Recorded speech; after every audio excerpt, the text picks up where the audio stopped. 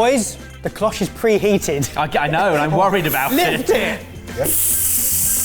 Welcome to another Professional Kitchen Gadgets episode. We have our professional chef Ben here and our normal home cook Jamie to lift the cloche and tell you what they think of these gadgets. Just so you know, I see you as a professional normal as well. Thank you very much. Yeah. You just wait. What do you think of the first gadget? Well, it's preheated. Uh-huh. Oh, yeah, it's got that panini press type feel, but proper. Have a lift. Nope. But no. Same. Oh, We're making. Is this a professional Yorkshire pudding? no, look at this bit. Oh, I didn't see that Dimples. bit. It's like Lego. This to me looks like we're about to make 8 tarts a go. Ooh. Or like little Mr. Kipling jam tarts. Yeah, well, I don't know. It's not filling, just the cases, I think. Yeah. Because these push in. Pastry cases. Now boys, because we're reviewing a professional kitchen gadget, we need to get professional. So Jamie, you have just infiltrated the WI and you have been challenged to fill the WI's cherry pies. Oh God, that's littered with I don't want to think about that. visions. We're making tarts. This is where the production quality is increasing. yes, I this get is- it. this is- Right, fine. You can just do me up the back. There you go. There you go. Lovely, lovely. To make life super easy, we've got some pre-rolled out pastry. Cut some shapes out and plop them in. You've defined me as a pro chef, and I think Yeah. as a pro chef, I think ready rolled pastry is 9 times out of 10 the way to go. Yeah. Just save yourself the hassle, right? That said, I do wonder whether this actually just needs balls of pastry, so that Yeah. the weight of this does the pressing for you. But I think this way, let's try it. With an excellent bell. So this is typically found in like restaurants, but mostly bakeries. You've got to be making a lot of tarts to need this. My nan could do with this. Is she in the WI? My nan makes so many jam tarts. They become like the Christmas tradition that's now escaped outside of Christmas and happens throughout the year. Yeah. The great grandkids Yeah. love the jam tarts, so she makes them constantly. Her freezer, she has a chest freezer full of them. Does she have a chest freezer full of pastry cases that she then jams, or are they frozen with the jamming? Frozen with the jamming. Oh, nice. Now, I'm just going to do 4 because I don't know if this is going to work, and then if it doesn't, we can mix it up, right? What I'm confused at with pie cases, usually I don't even usually bake them in the oven, not on a grill. Well, normally, can you hold that down? Do we want to hold it down? I think so, because you want weight from both sides. Because normally you'd place it into a pastry case, which is metal, so heats from the underside, as this does, and then you line it with Baking beans. or lentils or rice or something heavy. Can even in the old days you used to do it with coins. So you'd suddenly line it with coins and the coins would get hot. So you're essentially cooking it from both sides to get it nice and crispy without it rising. Then you can take it out and put your filling in, whether that is jam or egg custard, which is a firm favourite of I mine. love that. Got a good way to Pastels give and them natter. all that. Different pastry, but Now, you're asking me to hold this down, Ebbers, but as a professional, I have other things to do in the kitchen. what happens if you don't hold it down? No, you don't need to hold it down. Here we go. Should we have a look? Ooh, a good amount of colour. Let's see if it pops out. Excellent non-stick. I feel like what you then need to do is just like, smaller one. Like I need trim to- it slightly. I'm not using it correctly, but I'm using it amply. Well, I'll be honest, Baz, I'm very impressed with that. Jamie, do you want to do the honours? What have we got? We've got cherry pie filling, haven't we? Oh, cherry pie filling, you did say that at the beginning. Yeah. Do you know what, Baz? What? I think in a professional kitchen like a bakery, this is perfect, but the analogy of the WI doesn't work. Why not? Because, I mean, they are professional at what they do. yes, No one does it quite like them. no, but what are they going to do with all the time that this would save them? That is the point. The point is, it takes them a day to make a batch because that takes a day and they don't No, have to worry fair- about what they're doing fair- on Tuesday fair because they're enough. baking the jam tarts. If you do this within 2 minutes, It's too efficient. they've got too much time on their hands. What I like is they are also deep enough and crisp enough that you could put, yes, a custard in there, like an egg custard, but also a quiche filling, like little individual mini quiches. If we're Yes. talking like proper WI classics, they love a quiche as well. Bit of Lorraine. Bit of Lorraine Bit of Lorraine, lovely. or lemon meringue as well. Or lemon meringue, yeah. Is this something you would give to your nan?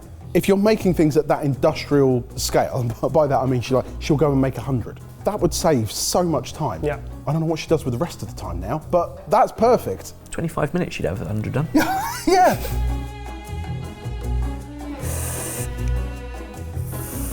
The one thing I love about these professional kitchen gadgets is one thing I normally hate about most other kitchen gadgets, which is it does one thing. It's a one use only, but the point of it in a professional kitchen is to do that one thing really well, and it does. So how much do you reckon that piece of kit was?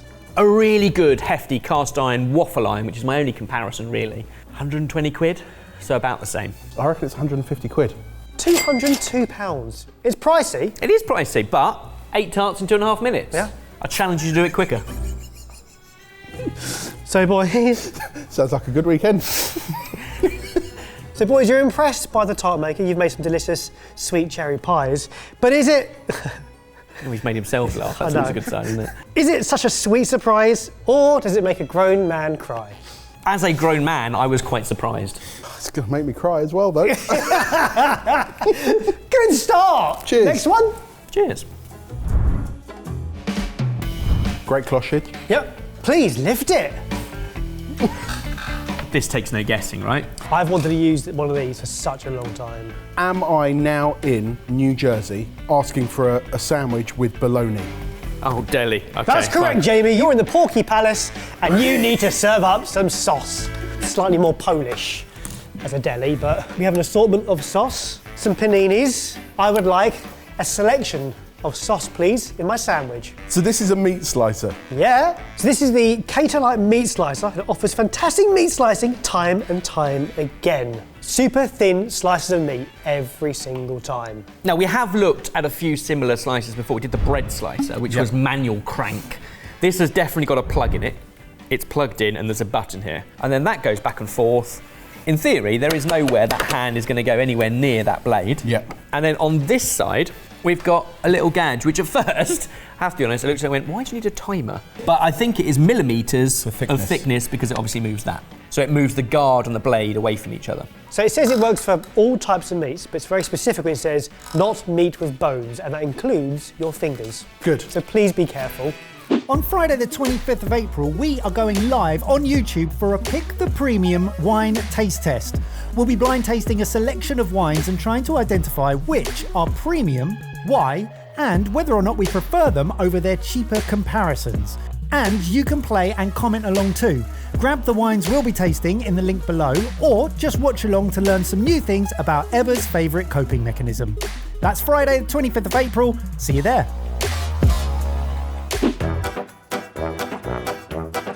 Bit of mustard. Yep. Bit of mustard. Oh my. Oh, so it's not going as fast as I thought.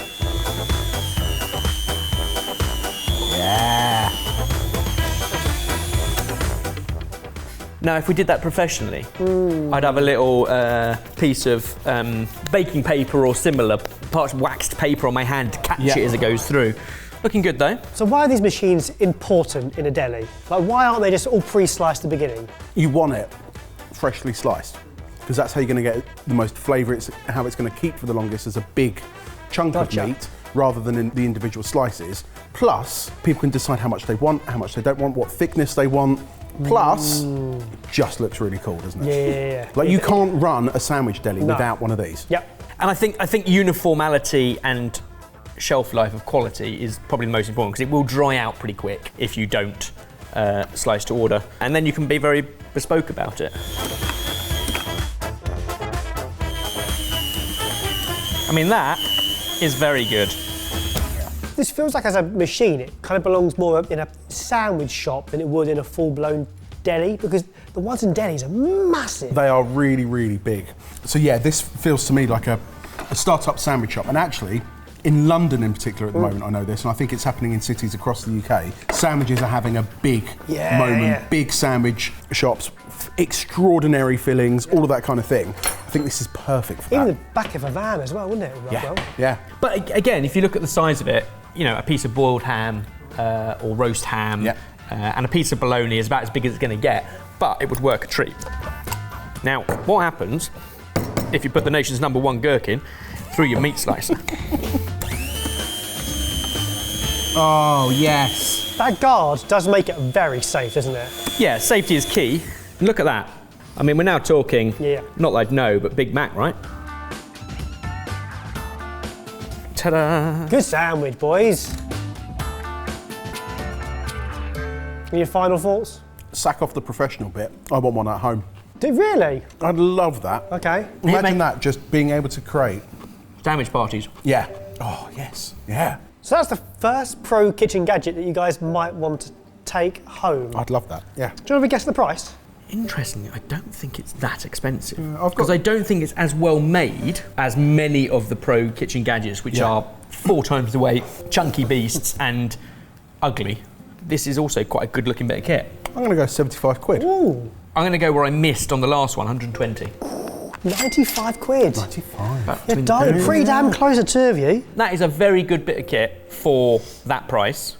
And providing, which I think it looks like you can, there is a lock in here so that when it is plugged off, you can take it off and probably sharpen the blade, which I think is the most important part, because otherwise it's dead when it's dead. That's really good. I like that. All right, here's a question, and it's a good one. Is this a alarmingly good gadget or just a load of baloney? That is a alarmingly good gadget. Gabba good. It's an alarmingly good pun as well, wasn't it? I was proud of that one. Next one. This is going to be a blast, this one. Lift it. Good luck working this one out. It's 3-tiered. It looks motor. Something happens in here. It's got lots of clamps, which suggests whatever's going to happen is going to happen quite aggressively. Oh, we got paddles, Ebbers. It spins and we got paddles. We've also got a clasp up top. A rudimentary build quality. Yeah. I mean, that's literally been hacked at. Did it come like this? It's rubbery. But the rubber's just been hacked at and actually is still wilting. So whatever food you put in here, you're going to have pieces of rubber in. My hunch is, Jay, that thing in there spins. So whatever it's doing is agitating. But is it heating it at the same time? Well, I thought it was heat, but now I just think it's a huge motor. You're getting there, but you need some help because this is a garlic peeler. Garlic peeler? This machine will spit and peel garlic cloves in a matter of seconds. Simply turn on, drop in whole bulbs, and a few seconds later, you'll have peeled garlic. Is that what your door's for, Jamie? Is it at least you're going to spit them out? Now, you know how so far we've created a little scenario? Each go, guess what this one is. We're French chefs. We've got to be. Excellent. You nailed it, Jay! Is this what Ed spent his weekend doing? Ed, that one was not very well. Oh, I get red. Lovely bit of business. Is that on right? Lovely. I mean, there's no denying I feel part. Tout de le monde. Now, the professional scenario we have here is... We're professionally French. Kush really needs a lot of garlic. You know how much peeled garlic he gets He through. buys it by the kilo pre-peeled. He doesn't need to anyway. It's a very expensive way of buying it, but based on how much we have to pay Kush, it works out quite cheaply. You've got some work to do for Kush. So, your door's shut. Door is shut and locked. 1, 2, 3, 4, Sank. 4, 5, 6. Right, let's try with that. 6 big bulbs of garlic, probably close to 50 or 60 cloves. Yeah. How long is that going to take? Separate them all and then crush, take off maybe one end, if not both of them. A minute or 2 per bowl. Yeah, I'd have said so. Also, just because in the videos we watched, near the end of it, the way to get it out was to open the door at the side while it was going. Okay. So if you want, because it'll push it out as well, which is quite funny. Well, that's what you said. That's what confused me about your little door. Try it. Eppers, it's a professional gadget. It's going to be fine. Oh my God! Oh my God! Should we be... I'll get you another bowl. Open your door. What, whilst it's going? Ebbers!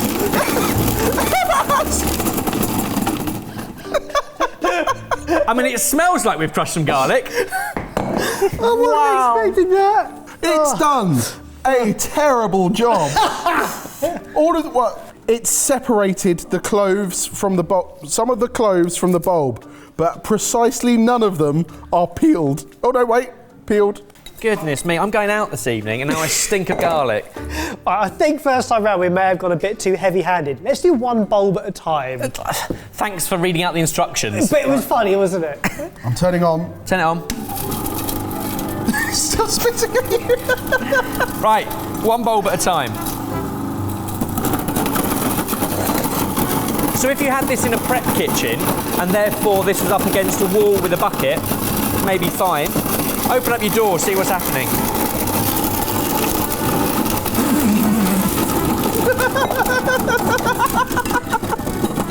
going to go with no to the opening up of the door. Just sprayed a ruler with garlic cloves.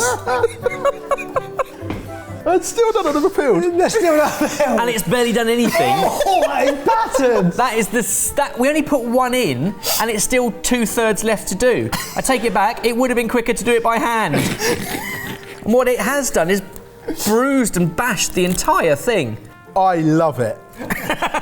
It doesn't do what it's supposed to do. I don't care. I absolutely love it. That is genius. It's a great bit of theatre. Yeah. Exactly. I give permission to carry on buying peeled garlic.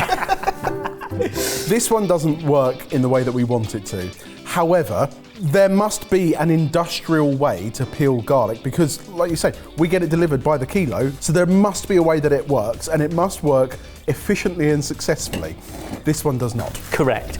I'm wondering whether I give it one more chance. Top and tail it. Well, no, I don't know if you would need to do that, but even by hand, I was struggling to do it by hand without that. I don't get to open my door. Oh, it's just quicker by hand, isn't it? We're going to try and give it a fair test. What if you just put them in not as bulbs, but as cloves? Will it peel them? Fingers crossed.